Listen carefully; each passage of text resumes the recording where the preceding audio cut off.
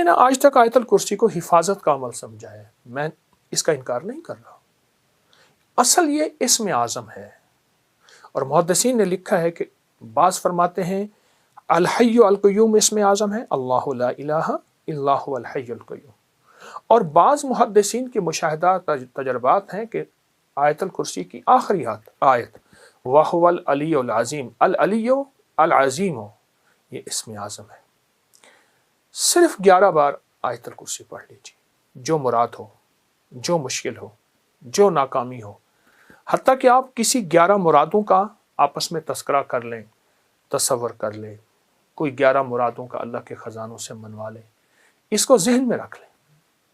حتیٰ کہ یہاں تک کہ 11 نسلوں تک اس کی برکتیں چلتی ہیں، کیونکہ افطار کا وقت ویسے بھی قبولیت کا وقت ہے، محبوبیت کا وقت ہے، مقبولیت کا وقت ہے، اور اس کی عطا اور شفقت کا وقت ہے، تو اس کی بہت برکتیں اور اس کی بہت خیریں چلتی ہیں۔ ایک تو یہ عمل آپ کی خدمت میں ہے۔ دوسرا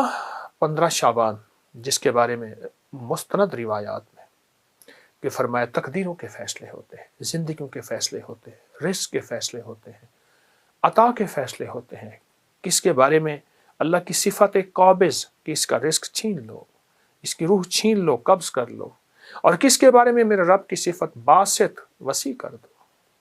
اور وسیع کر دو، اور اللہ کی صفت واسع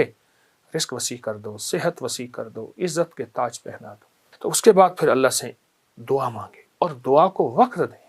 اور دعا کے لیے وقت نکالیں۔ دعا مانگے،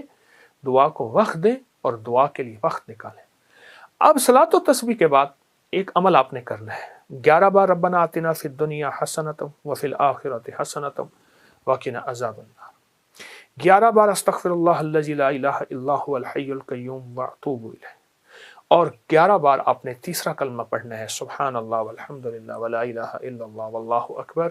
ولا حول ولا قوت الا باللہ العلی العظیم۔ یہ 11 دفعہ عمل کرنا ہے، اور 11 دفعہ عمل کر کے پھر دعا مانگنی ہے،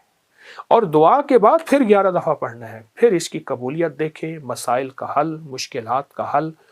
جو من میں مراد رکھیں گے، جو من میں مراد رکھیں گے، جو من میں مراد رکھیں گے، انشاءاللہ پوری ہوگی۔ یہ بہت طاقتور عمل میں آپ کو شعبان کے مہینے کی عظمتوں اور برکتوں کے ساتھ دے رہا ہوں، ضرور کیجئے۔ حیرت انگیز برکت اور حیرت انگیز اس کی برکات اور کمالات، اور یہ میرا نہیں، صدیوں سے آزمودہ ہے، صدیوں سے آزمودہ ہے۔ خود بھی کرے اور اس کو پھیلائیں بھی صحیح۔ اللہ قبول فرمائے، محبوب فرمائے، مقبول فرمائے، اور انشاءاللہ کرنے والا خالی نہیں جائے گا، ہمیشہ ہرا بھرا جائے گا۔ جزاک اللہ۔